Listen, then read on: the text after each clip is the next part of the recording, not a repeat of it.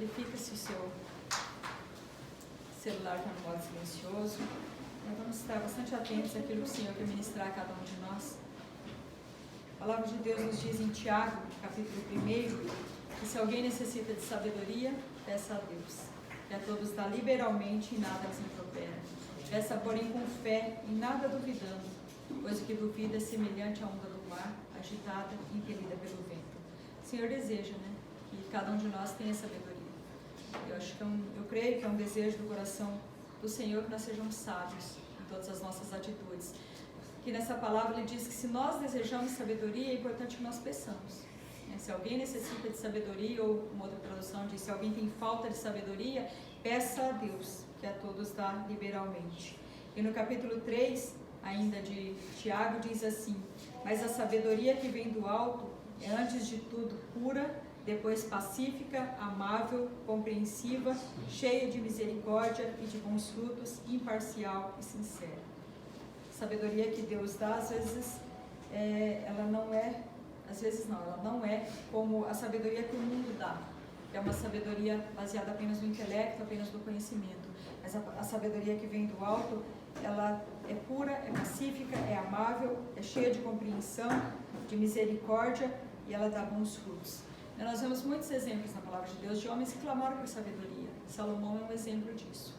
Para liderar o povo de Deus, ele pediu sabedoria, ele não quis nenhuma outra coisa, não quis riquezas, não quis a glória do mundo, mas ele suplicou ao Senhor que desse a ele sabedoria.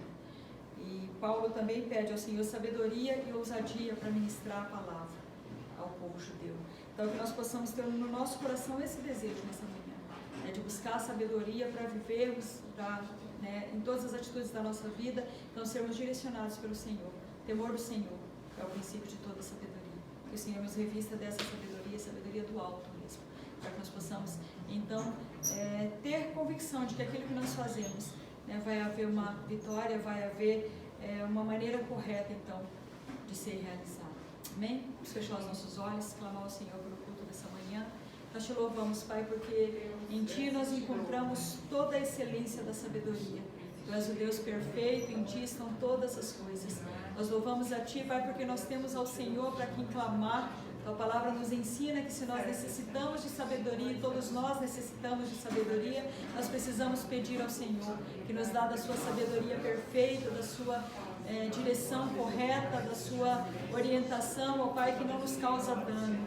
Que nós te pedimos, ó Pai, nessa manhã, ministra o coração do teu povo, ó Deus, fala a cada um de nós, ó Deus querido, abre o nosso entendimento, que nós possamos pôr em prática, ó Deus querido, tudo aquilo que nós temos aprendido do Senhor, que essa palavra possa ser aquilo que nos conduz, aquilo que nos faz, ó Deus querido, viver, Pai querido, de maneira correta, de maneira que exalte e agrade ao teu santo e bendito nome. Nós oramos, ó Pai, louvamos ao teu nome por tudo que o Senhor já tem nos feito e nos dado, e por muito mais que o Senhor ainda fará, em nome de Cristo Jesus. Amém.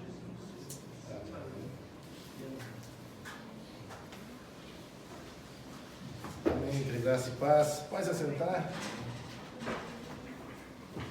Deus abençoe a cada um de vocês. Eu convido a você a abrir a sua Bíblia no livro de Mateus, capítulo 1, versículo de número 1. Em diante nós vamos estar lendo, né? É um prazer poder estar com vocês nesse domingo de manhã, né? Na verdade, eu também gosto de culto pela manhã. Pelo você já acorda, já desperta, né? Já pode estar de alguma forma já cultuando ao Senhor. E é bênção, né? Poder realmente fazer culto na parte da manhã.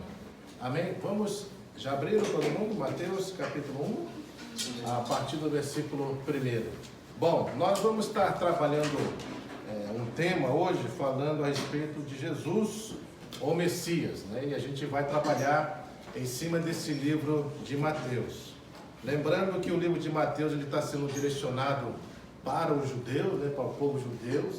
E é importante nós entendermos, né, que quando você trata acerca do Messias com o povo judeu, obviamente que você não pode realmente falar de qualquer forma, até porque existem questões que o povo judeu não aceitaria com relação ao Messias. E por isso, então, você vai ver que o Mateus ele vai se preocupar em trazer uma argumentação que prova, que testifica que, de fato, Jesus é de fato o Messias predito no Velho Testamento, ou seja, ele é o Salvador, ele é aquele Cristo que o povo judeu esperava e que já estava sendo anunciado desde o Velho Testamento. E a gente vai perceber então como que Mateus, o que ele vai se utilizar, qual é a forma como ele vai trabalhar para convencer, obviamente, o povo judeu com relação a essa questão. E é por isso que eu peço a vocês que vocês estejam acompanhando esse livro de Mateus, porque aqui a gente vai ver que ele vai usar várias coisas importantes e que testifica e colabora para que de fato ele chegue, né, a essa conclusão e leve também o povo judeu a entender que de fato Jesus, querendo ou não, ele de fato é esse Messias, né? Então nós vamos ver e estudar exatamente acerca disso a partir de agora, ok? Vamos orar então ao Senhor, pedir ao Senhor para que Deus possa estar ministrando, falando ao nosso coração e que nós possamos aprender coisas preciosas, né, do Senhor nesta hora e que a gente tenha essa certeza, essa convicção no nosso coração que de fato Jesus é esse Messias, né? Então vamos orar e pedir ao Senhor.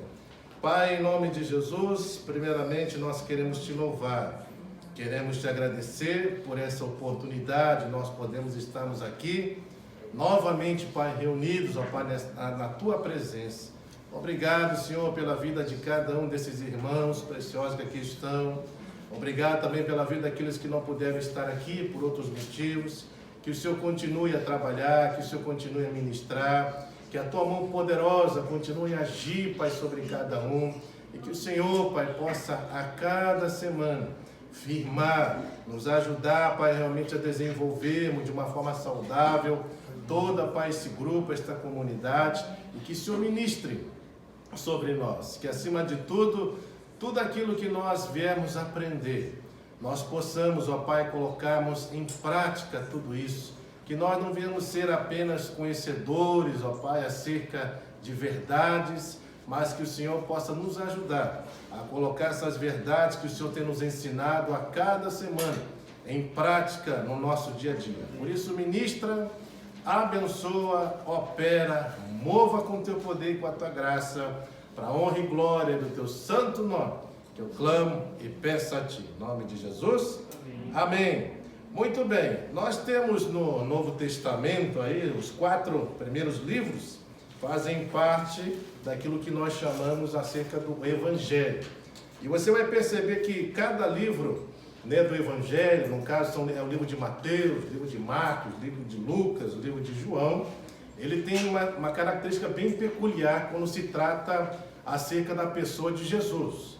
Você vai ver que em Mateus, né, o foco principal é provar, né, para o povo judeu, né, Mateus vai se utilizar disso para mostrar que Jesus de fato era aquele Messias que o Velho Testamento já anunciava que haveria, né, de se realmente de chegar um dia na vida do seu povo, né, se manifestar.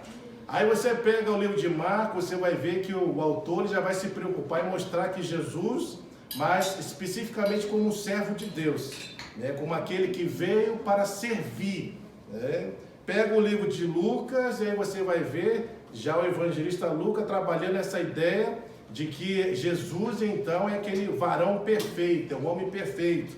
E vai pegar o livro de João, você vai ver que ele vai se preocupar em mostrar que Jesus é o Filho de Deus, ou seja, ele é o próprio Deus, né? Então a gente vai perceber que cada autor desses evangelhos trabalham a perspectiva de Cristo de uma forma bem específica.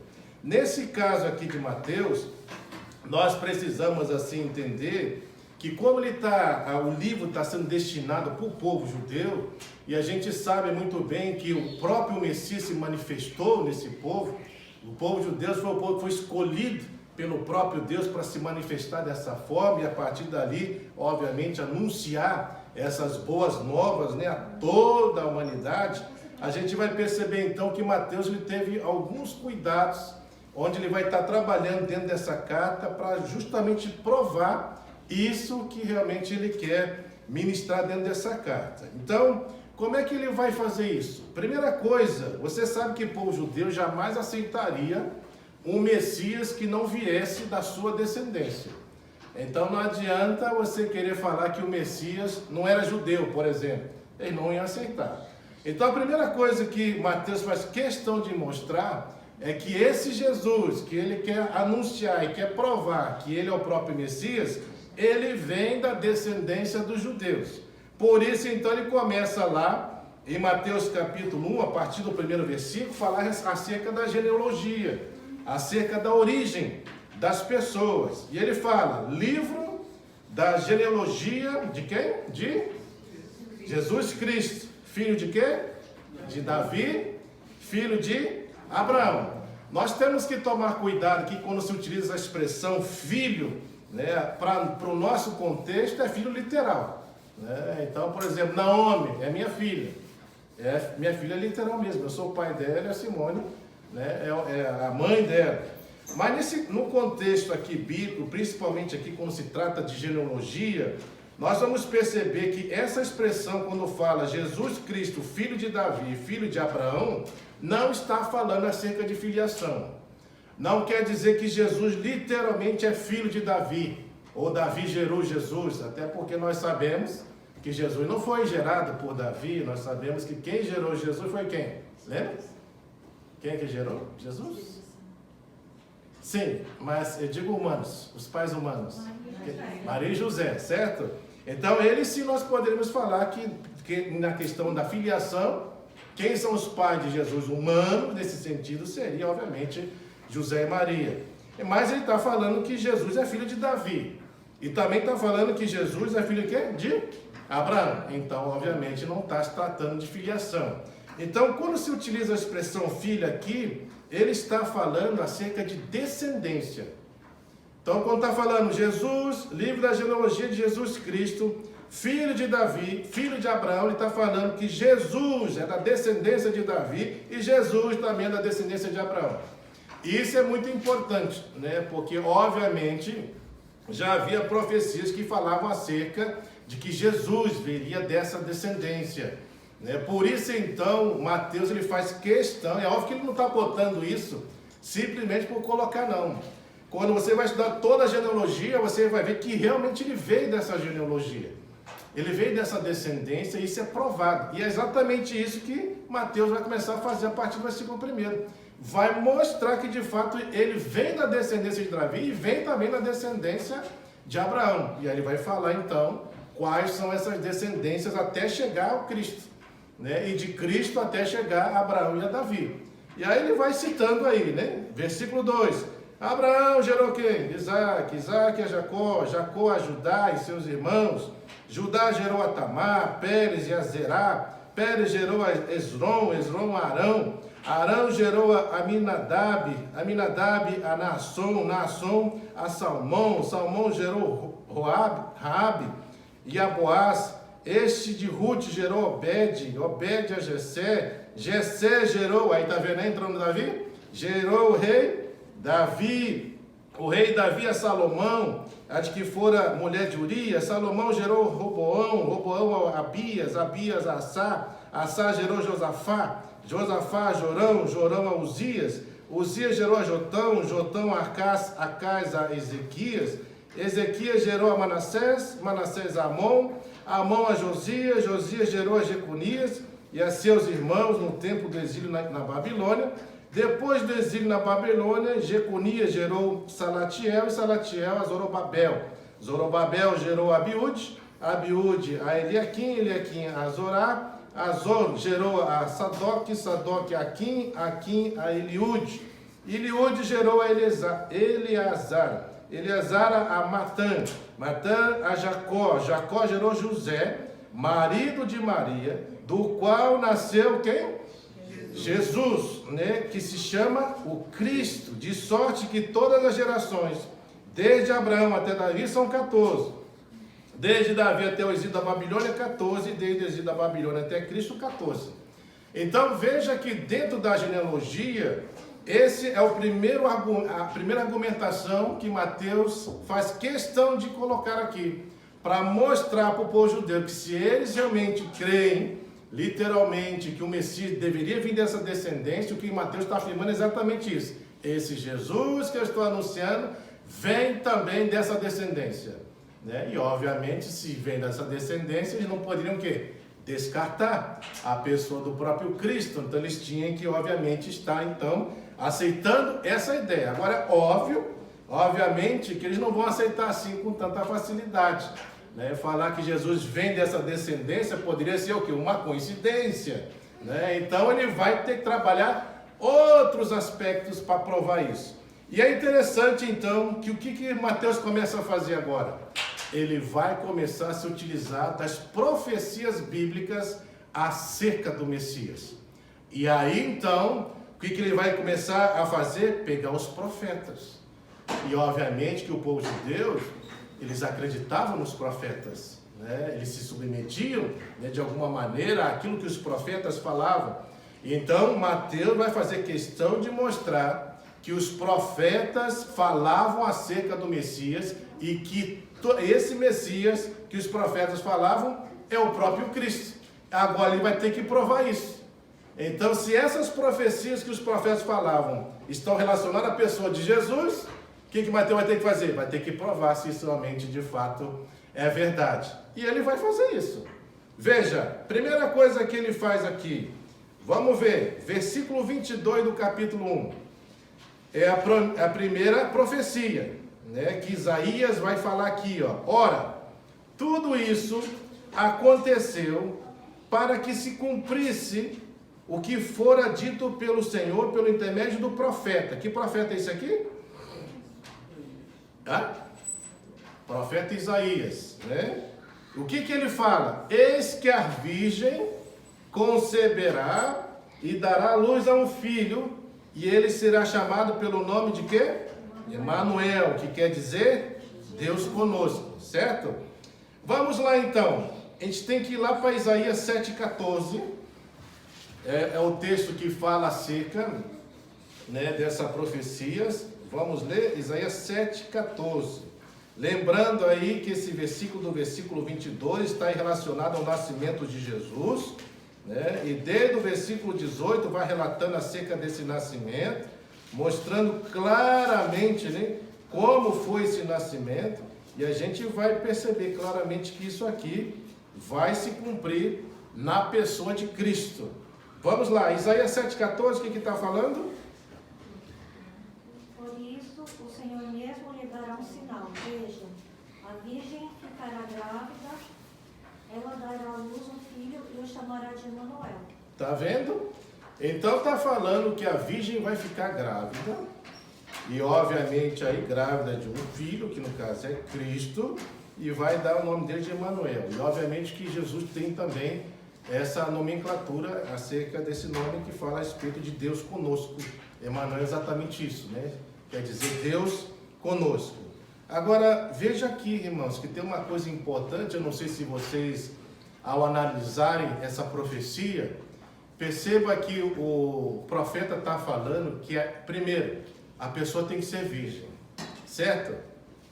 A pergunta é, de quem está se referindo a que pessoa aqui? Maria. Maria era virgem? Sim? Sim. Ok.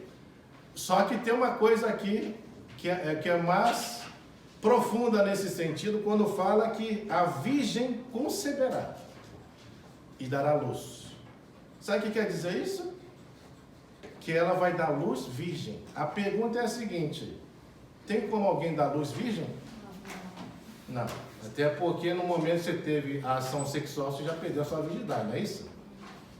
Então, isso aqui seria impossível, humanamente falando, não é? Não teria como se concretizar. Até porque como alguém pode conceber um filho, né, virgem? Não tem como. Teria que ter perdido a virgindade para poder, obviamente, ter gerado um filho. Só que é exatamente isso que acontece. Porque a pergunta é, quem que engravida Maria? Foi José? Não. Quem? Espírito Santo que gerou. Aí então a gente percebe claramente, de ver que o cumprimento dessa profecia só seria possível se realmente acontecesse algo sobrenatural. Nesse sentido. Por vias naturais seria impossível. Não tem como, né, uma pessoa virgem conceber e dar luz ao filho. Até porque se isso ocorreu, isso já mostra que ela já não era mais virgem. Não tem como. Mas se ela vai conceber mesmo virgem, então isso quer dizer que essa pessoa jamais poderia ter tido relações sexuais. E isso de fato aconteceu. Maria nunca teve relação sexual com José. Nunca teve. E esse filho que é gerado, a Bíblia deixa bem claro que quem que gera? O Espírito Santo. Para a gente entender melhor isso, vá lá em Lucas 2, que aí ele vai dar mais detalhes acerca desse nascimento, 2, versículo 1. Em diante, a gente vai ver aqui, ó. Vamos ler.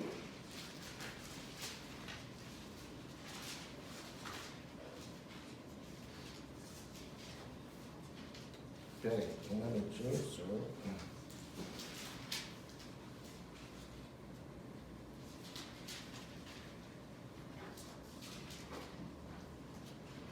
Ok, vamos ler aqui, ó. Lucas, então, capítulo de número 1. A gente vai ler aqui a partir do versículo. Peraí, deixa eu só achar o texto aqui. 19. Vamos ler aqui a partir do 19. Vamos ler, querida, a partir do 19. Nós vamos estar lendo. Fala assim, Lucas 1,19. Respondeu o anjo: eu sou Gabriel, que te assisto diante de Deus e fui enviado para falar-te e trazer estas boas novas. Todavia ficarás mudos e não... Aliás, aqui está falando de Zacarias, perdão, né? Aqui não. É capítulo 2, perdão. Capítulo 2, vamos lá.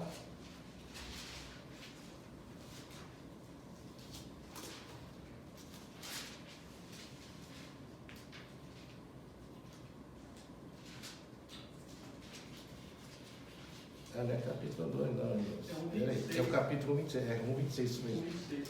Vamos ler 26, capítulo 1, versículo 26. Veja aí, no 6º mês foi o anjo Gabriel, enviado da parte de Deus para uma cidade da Galiléia chamada Nazaré. Para quem que ele foi enviado aí? A uma virgem desposada com certo homem da casa de Davi, cujo nome era José. A virgem se chamava quem? Maria, certo? Entretanto, o anjo, aonde ela estava, disse: alegra-te muito, favorecida, o Senhor é contigo. Ela, porém, ao ouvir esta palavra, perturbou-se muito e pôs-se a pensar no que significaria essa saudação. Mas o anjo lhe disse: Maria, não temas, porque achaste graças diante de Deus. Eis que conceberá e darás à luz a um filho, e lhe chamarás pelo nome de Jesus. Este será grande, será chamado Filho do Altíssimo Deus. O Senhor lhe dará o trono de Davi, seu pai. Ele reinará para sempre sobre a casa de Jacó, e o seu reinado não terá fim. Agora, veja a indagação agora de Maria. Então disse Maria ao anjo: como será isto? Pois não tenho relação com homem algum. Ou seja, na perspectiva de Maria, Maria entendia que para ter filho precisa se relacionar com alguém. Se não se relaciona, como que vai ter? Isso é fato, né? Como é que alguém pode ter um filho se não teve ato sexual? Não tem como. E aí prossegue. 35. Respondeu-lhe o anjo. Olha aí. Olha que coisa. Vai falar assim, ó. Descerá sobre ti o Espírito Santo, e o poder do Altíssimo te envolverá com a sua sombra. Por isso também este santo que há de nascer será chamado Filho de Deus. Então, veja só aqui uma coisa, irmãos, que nós precisamos entender. Quem que gerou Jesus no ventre de Maria? O Espírito Santo. A pergunta é, se Jesus foi gerado por Maria, Maria é pecadora, sim ou não? E aí? Jesus nasceria pecador ou não? Não. Por quê? Glória a Deus. Sim, mas por quê? Exatamente. Ele, por mais que Maria gerou Jesus, lembre-se que Jesus, obviamente que ele nasceu como qualquer um de nós, né? Teve que ter parto, esperou 9 meses e nasceu. Mas de alguma forma ou outra ele estava guardado, envolvido, né, pelo Espírito Santo dentro do ventre de Maria, e isso impede essa ação do contato direto com a natureza pecaminosa. Até porque se Jesus nascesse pecador, não ia servir para nada também o sacrifício. Mas a gente vê que até nessas ações, Deus então trabalha de uma forma sobrenatural para que isso não ocorra. Agora, de fato, ele nasceu por vias normais, né? Maria teve que esperar, e a gente vê isso nos relatos bíblicos, né? Ela começa a crescer a barriga, né? Depois que teve lá o censo, ela teve que retornar para a cidade de José para fazer o censo, e ela já estava grávida, não tinha lugar, não tinha hospedaria, acabou ficando lá no local onde ficavam os animais, né? Então a gente percebe assim claramente dentro desse contexto que de fato há uma ação sobrenatural da parte de Deus, e o que permite literalmente, de fato, a virgem conceber e dar à luz a um filho. E ela concebeu literalmente virgem. Não deixou de cumprir com essa profecia. Então a gente vê que é uma ação que é sobrenatural da parte de Deus para o quê? Para cumprir com isso. E é isso que Mateus quer mostrar. Que literalmente essa profecia se cai sobre quem? Sobre a pessoa de Jesus. Porque quem é o filho que Maria gerou? Jesus. Foi exatamente ele que ela gerou, né, no seu ventre, né? Obviamente com a ação, né, poderosa aí da ação do Espírito Santo. E aqui tem uma coisa ainda que a gente precisa analisar no contexto questão social. Você imaginou a situação de José aqui nessa situação? Porque olha, Maria estava prometida a José, certo? Ele seria o marido dela. Imagina de repente Maria chega para José e fala assim: eu estou grávida. O que vinha na cabeça de uma pessoa ao receber essa notícia? Mas como assim você está grávida? Não é de mim. Então foi de outra pessoa. Você já imaginou o problema que isso ia gerar? E com certeza isso de alguma maneira pode ter acontecido, até porque José, ao saber disso, ele tenta o quê? Se afastar, não é? Que o texto fala. Para não o quê? Para não acabar prejudicando Maria. E aí teve que vir a ação de um anjo avisando: José, não teme aceitar Maria como tua esposa, porque o que vem do ventre dela foi gerado pelo Espírito, e assim por diante.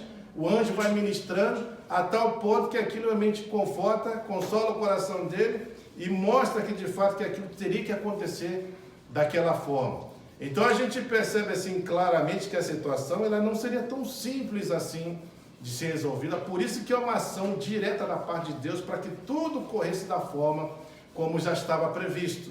E essa então é uma das primeiras profecias que no caso Mateus se utiliza para provar e para mostrar que literalmente essa profecia cai sobre quem? Sobre a pessoa de Jesus. Então, além da genealogia para mostrar que Jesus faz parte da descendência de Davi e de Abraão, ele mostra aqui também que as profecias, todas elas estão caindo sobre quem? Sobre a pessoa de Jesus. Literalmente estão caindo sobre a pessoa dele, né? Isso obviamente vai sendo mais testificado para frente, porque lembra daquele o sacerdote que estava no templo, né? Simeão, ele estava lá e ele mesmo dizia, né, claramente que enquanto ele não visse, né, a manifestação desse Salvador, desse Messias, né, obviamente ele não partiria. Mas depois que Maria traz, né, Jesus junto com José ao templo para ser literalmente ali, né, consagrado, você vai ver claramente que ele fala: agora eu posso ir em paz, porque os meus olhos contemplaram o Salvador, o Messias. E assim vai, tem várias passagens que testificam que tu cai na pessoa de Cristo. Os pastores que estão no campo anunciam essas boas novas, né? Que eis que nasceu na cidade de Belém, né? O Cristo, né?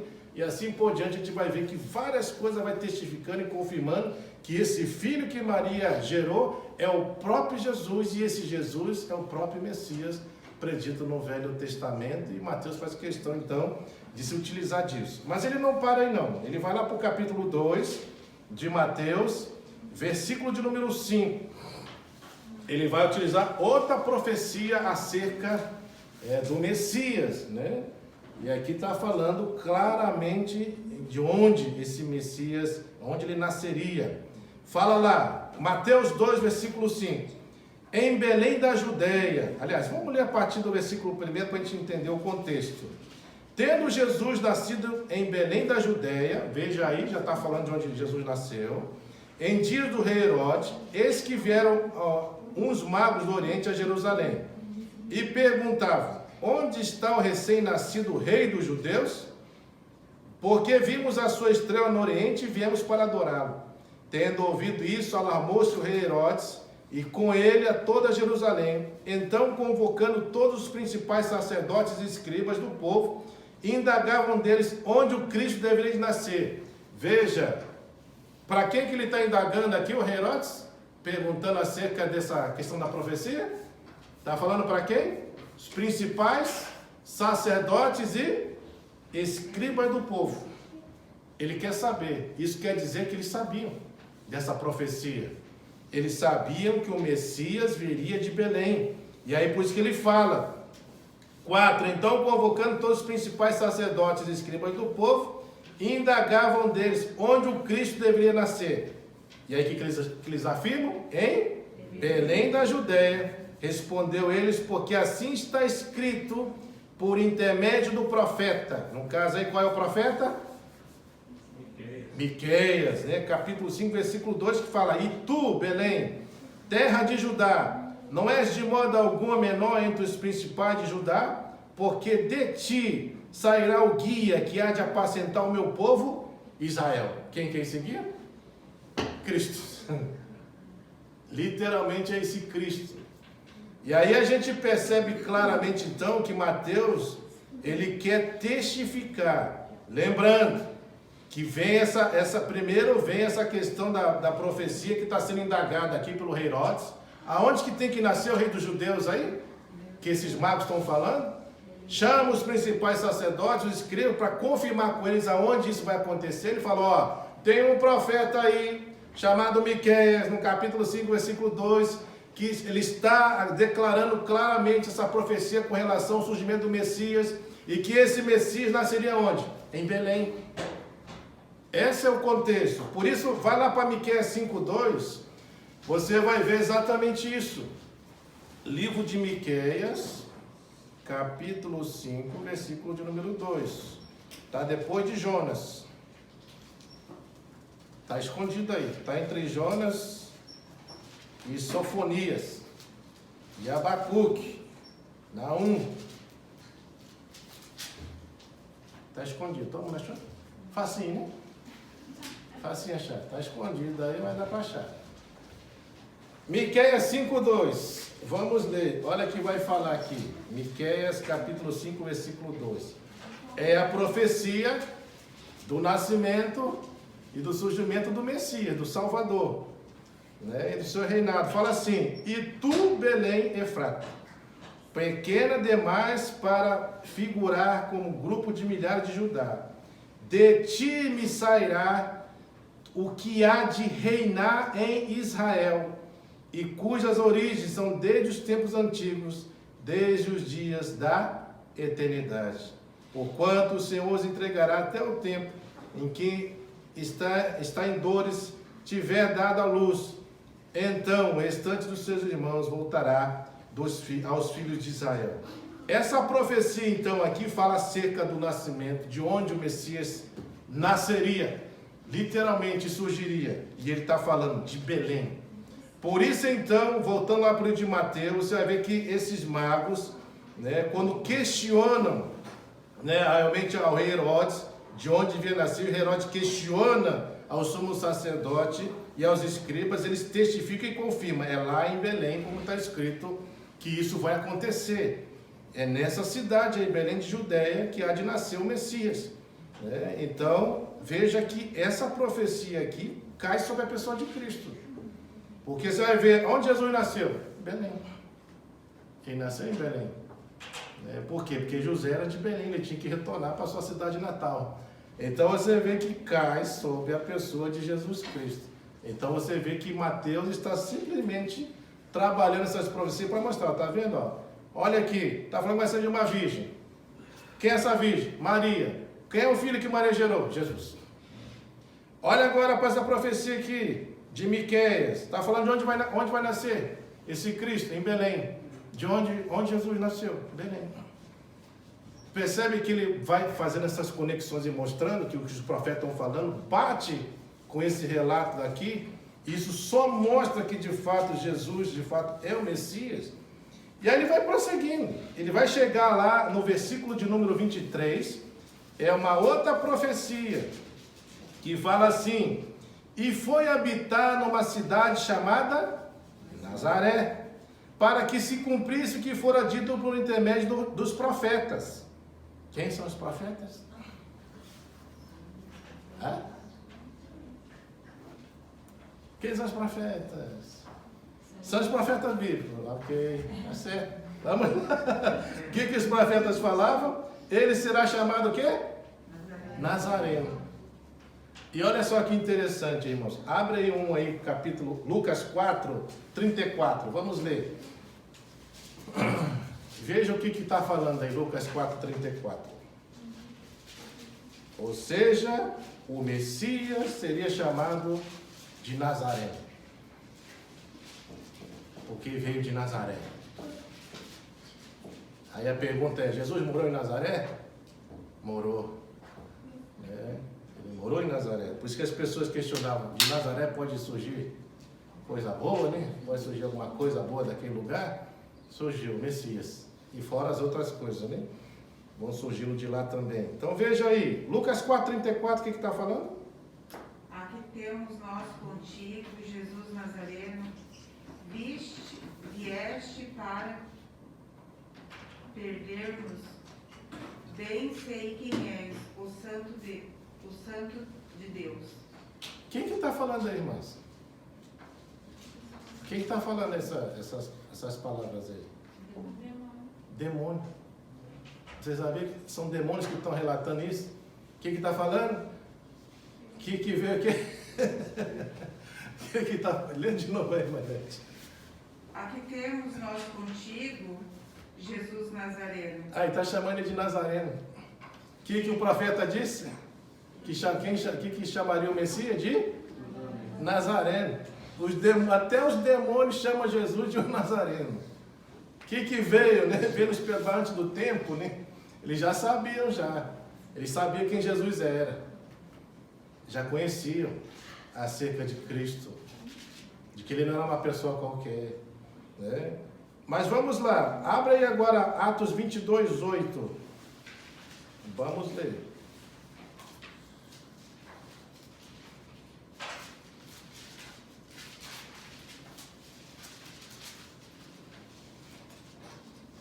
Então eu perguntei: quem tu és, Senhor? E ele respondeu: eu sou Jesus, o Nazareno, a quem você persegue. Pronto. Quem está falando agora? O próprio Cristo está falando, né? Eu sou Jesus o quê? O Nazareno. Os demônios também falam: Jesus o Nazareno. Né? Lucas 18, 37. Vamos ler.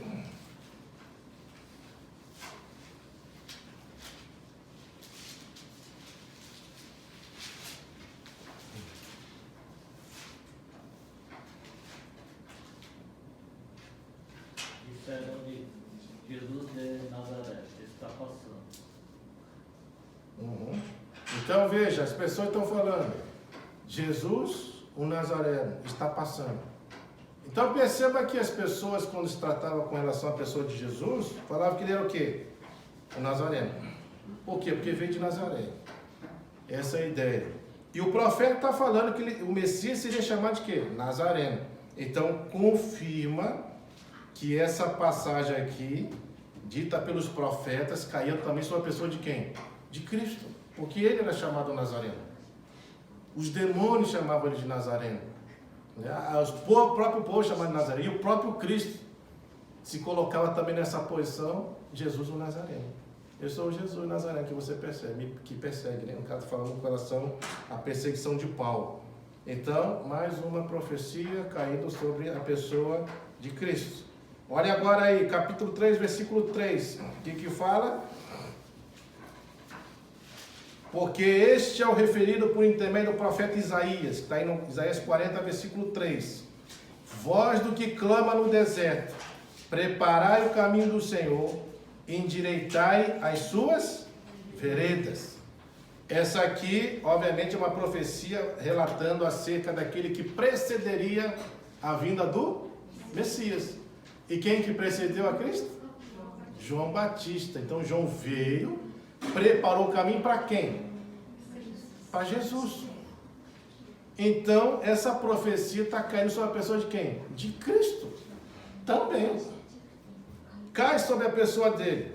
E isso é importante nós analisarmos, né? Porque o que o Mateus está fazendo é exatamente isso, é pegar todas as profecias e mostrar, olha aqui, se uma profecia já fosse cumprida, já seria uma coisa que a gente já teria que aceitar de qualquer maneira, né? E imagina várias profecias caindo sobre a pessoa de Jesus. Isso para mostrar que não tem como não acreditar que Jesus de fato é o Messias predito do Velho Testamento.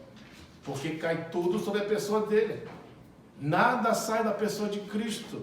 Então é exatamente isso que Mateus está querendo mostrar. Veja, todas as profecias, todas estão caindo sobre a pessoa dele. Se o Messias tinha que nascer de uma virgem, de fato Jesus nasceu de uma virgem, Maria. Se Jesus tinha que nascer na cidade de Belém, Jesus nasceu na cidade de Belém. Se Jesus teria que ser chamado Nazareno, ele foi chamado Nazareno. Se teria que vir alguém que preparei o caminho para ele se manifestar, Jesus, de fato, aconteceu com ele, porque João Batista prepara o caminho, a gente vê no contexto, né, onde João vai declarar isso, que ele está preparando para quem? Para Jesus, porque Jesus vai se manifestar depois dele. Então vai caindo tudo sobre a pessoa de Jesus. Aí não para. Capítulo 4, versículo 14. Vai falar aqui, ó. Para que se cumprisse, né? Aliás, vamos ler do 12 aí, só para a gente entender o contexto. Ouvindo, porém, Jesus que João fora preso, retirou-se para a Galiléia. E deixando Nazaré, foi morar em Cafarnaum, situada à beira-mar, nos confins de Zebulon e Naftali. Veja para onde Jesus está indo. Está indo exatamente para essas cidades. E a pergunta é, o que Jesus fazia nessas cidades? Você lembra? Passeava? Está fazendo o quê? O que ele fazia? Qual o ministério de Cristo? Ele está fazendo o quê? Pregando, anunciando as boas novas, não é? Libertando os cativos, né? Operando milagres, não é assim? Resgatando pessoas, vidas, trazendo luz. Porque tudo estava debaixo de trevas espirituais, né? E aí vem a profecia. Veja, ele vai lá para a cidade, né, de Zebulon, lá para Naftali. Aí vem a profecia do versículo 14. Fala assim: para quê? Para que se cumprisse o que fora dito por intermédio do profeta Isaías. Isaías 9, versículo 1 e 2 fala sobre isso. Terra de Zebulon. Olha aí onde o Messias tem que se manifestar. Terra de Zebulon, terra de Naftali, caminho do mar, além do Jordão, Galiléia dos gentios. O povo que jazia em trevas viu grande luz. Que grande luz é essa? Cristo, né? É o Messias que está anunciando a vinda desse Messias. E os que viviam na região da sombra da morte, resplandeceu-lhe a luz. Quem que é essa luz? Cristo. Daí por diante passou Jesus a pregar e a dizer: arrependei-vos, porque está escrito, arrependei-vos, porque está próximo o reino dos céus. Aí a pergunta é: aonde se concretiza essa profecia de Isaías 9, versículo 1 e 2? Na pessoa de Jesus. Você percebe que tudo cai sobre a pessoa dele, literalmente, né? Nada sai fora da pessoa de Jesus. E é exatamente isso que Mateus quer mostrar. Primeiro, se os judeus queriam alguém que viesse da sua descendência, e só aceitariam se viesse da sua descendência, Jesus veio da descendência deles. Já começa por aí, por isso que trabalha genealogia. Segundo, se eles acreditavam nas profecias bíblicas através dos profetas, ele faz questão de pegar esses profetas que eles falavam acerca do Messias. Todas essas profecias acerca do Messias caem sobre a pessoa de Jesus. Todas elas. Mas não para por aí não. A Bíblia fala que o Messias viria também e anunciaria coisas o quê? Poderosas. Os seus ensinamentos seriam poderosos. O próprio Moisés mesmo fala que haveria alguém que haveria de surgir no futuro, e ele fala para o povo: a esse ouvir. Ouça que ele vai falar, essa pessoa vai falar. Então, as pessoas do povo do contexto de Deus entendiam que quando o Messias se manifestasse, além dessas duas argumentações que a Mateus está utilizando, da questão da descendência, tinha que ser alguém que viesse da descendência dos judeus.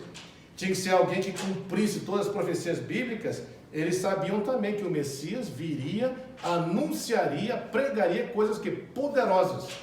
E aí você vai vendo, ele vai fazer questão de mostrar, olha o Sermão do Monte, veja as mensagens de Jesus com relação ao Sermão do Monte, com relação à forma como você deve tratar, com relação à ação dos discípulos, com relação a esse mundo, com relação à lei de Cristo, né? Ele vai começar a anunciar várias coisas, vários ensinamentos que nenhuma pessoa sobre a face da terra ensinou da forma como Jesus ensinou.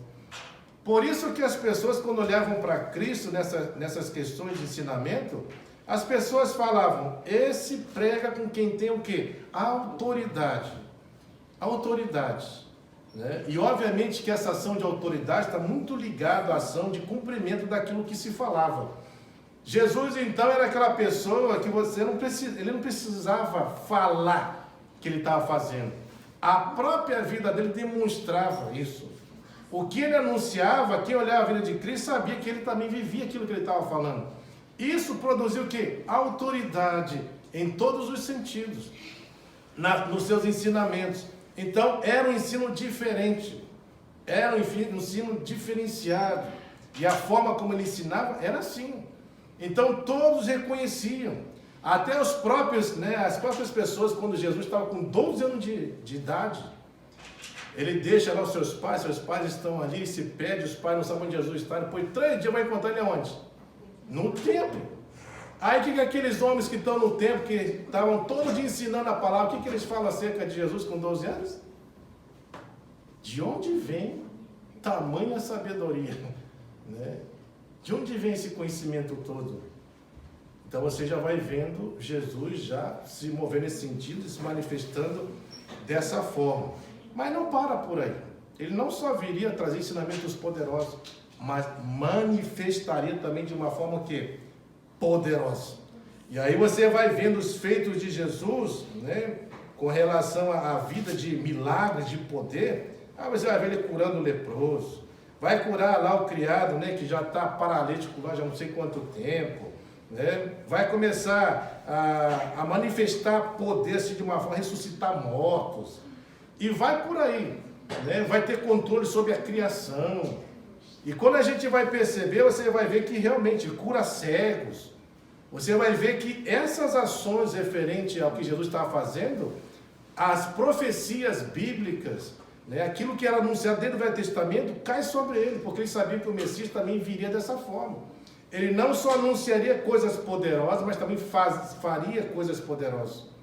É por isso que fala que ele veio para libertar os cativos, veio para dar vista aos cegos, e não só no sentido físico, mas também espiritual. Veio para trazer luz, veio para mostrar o caminho. E Jesus age dessa forma, né? Porque nem a morte mesmo tem poder sobre a vida dele. Ele poderia falar, eu vou morrer, mas no terceiro dia eu ressuscito. Ele vem de forma poderosa, ele vem para mostrar que de fato ele é o que? O Messias.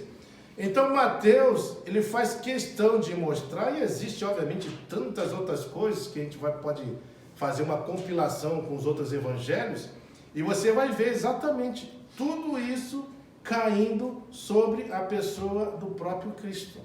Não tem nada que não caia. Uma das coisas que o próprio Jesus afirmou, e que foi motivo das pessoas tirarem ele, né, da sinagoga para querer apedrejar e matá-lo, foi quando ele começa a citar Isaías 61, que ele fala, e o Espírito do Senhor está sobre ele, está lendo, e aí quando ele fecha, fala, hoje se cumpriu esta palavra. E aí as pessoas, como assim hoje se cumpre? Você está dizendo que você é o Messias, o Cristo? É exatamente isso, eu sou. Né? Em outras palavras, é isso que Jesus queria mostrar. E isso já foi motivo das pessoas querendo pegar ele e matar ele, por causa disso. E de fato, tudo cai sobre a pessoa dele. Então Mateus, de uma forma assim muito sábia, ele trabalha todos os aspectos que ele sabia que o povo judeu só aceitaria um Messias que se enquadrasse em todas essas questões. E aí, fazendo uma análise da pessoa de Jesus, Jesus literalmente se enquadra em tudo isso que era necessário para realmente alguém, né, ser declarado o próprio Messias. Então Mateus trabalha dessa forma, E ele mostra claramente que, provando através de tudo isso que ele está ministrando, usando todas essas argumentações, o final de tudo é exatamente isso, ó, baseado em tudo isso. Não tem como não crer que Jesus, de fato, é o Cristo, é o Messias predito no Velho Testamento. Ele é o Salvador. Amém. Não tem outra pessoa, é Ele mesmo.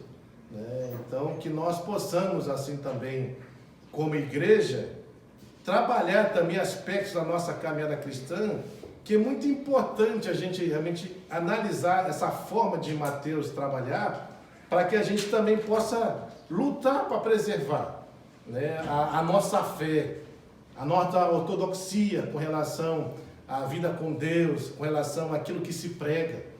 E quão bom é quando a gente tem essas argumentações, né? Porque as pessoas elas podem questionar muitas coisas acerca da nossa fé. E a pergunta é, como é que você vai mostrar isso? Como é que você consegue pegar? Perceba que Mateus nos dá uma dica. Ele sabia. Falar para o povo de Deus acerca do Messias, se você não trabalhasse essas questões aqui que a gente trabalhou hoje, ele não aceitaria. Não tem como aceitar. Então não adianta você argumentar outras coisas que ele não aceitaria. Mas o que ele faz? Baseado no conhecimento que ele tem acerca dos judeus, ele trabalha exatamente tudo aquilo que eles acreditavam acerca do Messias, e aí pega eles. Não tem como eles fugirem dessas verdades. Por quê? Porque são coisas que eles acreditavam. E assim, dessa forma também, nós precisamos também trabalhar a nossa fé quando nós vamos argumentar com outras pessoas que questionam. E quando a gente tem essa facilidade de argumentação, isso torna a exposição mais fácil. Porque aí é aquela questão, quanto a fatos, não tem mais argumentos. Porque você trabalha de uma maneira que fica tão exposto a essa verdade, que não tem como a pessoa falar que isso não é verdade, por exemplo, porque está tudo ali sendo confirmado de uma forma muito clara para que nós o quê? Dúvida. É exatamente isso que Mateus faz. Ele tira toda e qualquer possibilidade de dúvida. Ele mostra claramente, pegando naquilo que os judeus acreditavam, né? Entendendo, eles sabiam que tinha que vir de uma virgem, ele pega as profecias. Tinha que vir da genealogia, eles pegam as profecias bíblicas. Tinha que pregar de uma forma, né, poderosa. Ele pega todos os feitos de Jesus nessa questão de ensino. Tinha que vir para manifestar poder literal. Pega todas as manifestações do poder de Cristo. Isso porque demais relatou tudo, né? Está editando só algumas coisas. E aí vai só corroborando para que realmente essa verdade fique mais forte ainda nesse sentido e possa realmente, assim, nesse sentido, convencer as pessoas desse fato. Então, que nós possamos também, como igreja, trabalhar dessa forma também, essa ação de apologética da fé, que a gente lute para preservar a nossa fé e combata toda e qualquer ação contrária nesse sentido, e para isso é necessário a gente ter essas argumentações que realmente vai estar ajudando a gente conseguir, né, anunciar essas verdades para que as pessoas, pelo menos, se ela não quiser aceitar, pense muito acerca daquilo que foi falado, né? E a palavra por si só vai convencê-la, né? As pessoas disso, né? Então que a gente trabalhe dessa forma também. Ok? Vamos orar, queridos, né? Que Deus possa estar trabalhando e ministrando essas verdades ao nosso